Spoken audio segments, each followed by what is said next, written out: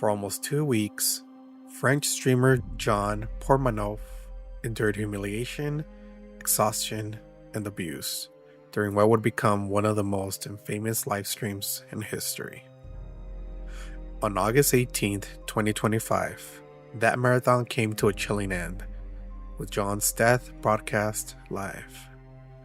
This wasn't just a tragic accident, it was a consequence of a disturbing trend, a failure of platforms, and the dark side of online entertainment. Tonight, we'll trace Jean's story, what happened during those final days, and what it means for the future of streaming. Jean Pormanove was the screen name of Raphael Gravin, born in 1979. He wasn't a newcomer to the spotlight. Jean began his online journey around 2020 on TikTok, showcasing skits, commentary, and flashes of his bold personality. He quickly gained traction before moving to Twitch, where he truly made a name for himself. On Twitch, Jean's style was loud, flamboyant, sometimes provocative, exactly the kind of personality that cuts through the noise. With over 669,000 followers and tens of millions of views, he became one of France's notable online entertainers. But when Twitch moderation grew stricter, Jean shifted to Kick, a platform marketed as the freer alternative to Twitch, allowing content that traditional sites would shut down. And that's where his fanbase exploded again. His audience loved him for being unpredictable and raw. Yet, what drew attention also pulled him toward a darker form of streaming, something known as trash streaming, where humiliation, abuse, and extremity became the content itself. In August 2025, Jean launched a marathon livestream, nearly 298 hours long. That's more than 12 straight days on air. But unlike charity marathons or subathons where viewers fund challenges, this stream was a descent into something disturbing. Reports and witness accounts describe relentless abuse, such as Jean being physically struck, forced to ingest substances, some described as toxic or harmful, humiliation orchestrated in front of thousands of viewers, and most dangerously, extreme sleep deprivation. At first, many fans thought it was staged, just content exaggerated for entertainment. But as the days dragged on, Jean appeared increasingly weak, disoriented, and in obvious distress. In the final hours, Jean was seen motionless on stream.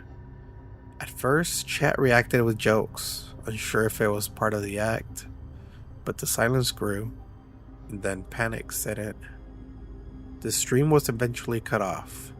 Authorities were alerted, but by then, Jean was gone. Jean's body was found in a rented streaming studio in Comtes, near Nice, France. His death immediately raised question. Was this murder? Was he killed live on camera?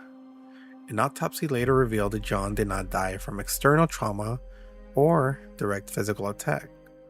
Instead, the findings pointed toward medical and toxicological causes, made worse by his existing health conditions, including cardiovascular and thyroid issues.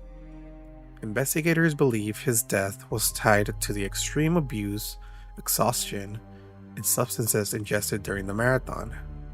In other words, it wasn't one single fatal act, but rather the cumulative toll of a stream that should never have gone so far.